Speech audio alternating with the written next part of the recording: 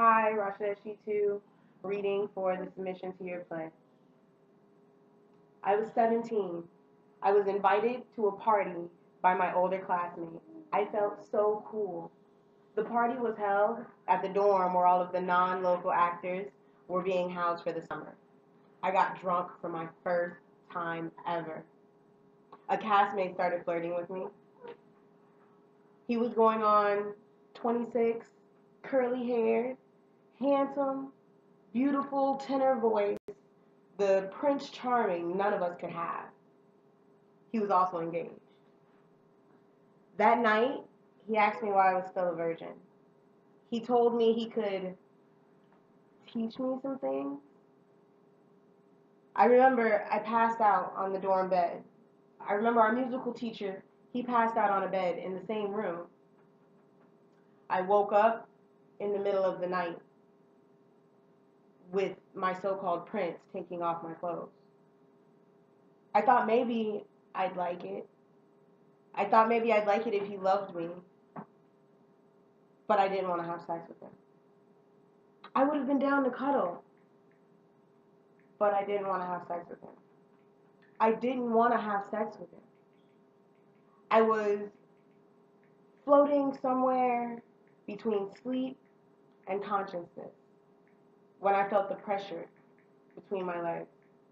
The pain I felt when he attempted entry brought me to just step away from consciousness.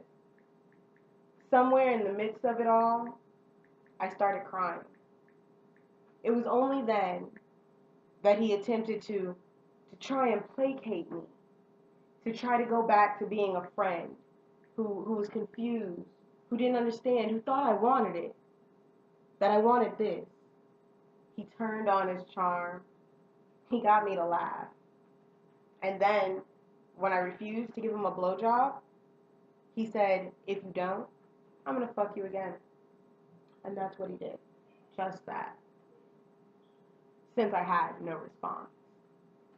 At the time, I was a good, church-going girl who had intended on saving myself for marriage.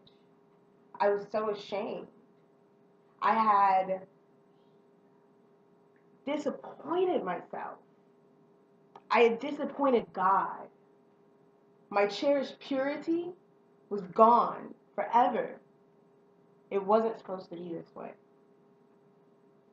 It wasn't until my freshman year, nearly 2 years later, while attending a panel held by a campus feminist and anti-rape group, that I heard that consent could not be given while under the influence of drugs and alcohol.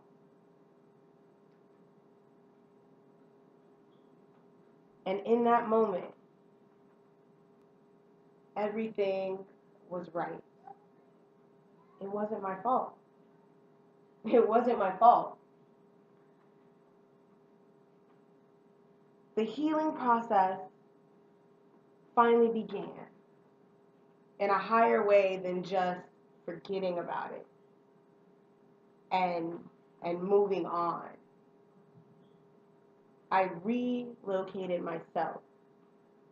I found new dreams, new vocabulary.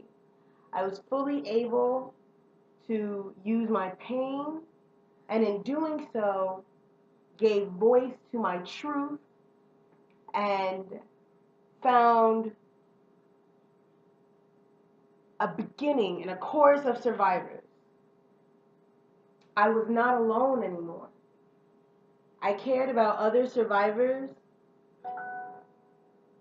and thought of those who did not survive. I find power in education. I find power in words. I find power in love. I find power in mind-blowing orgasms. I find power in yes. Women are power. Thank you.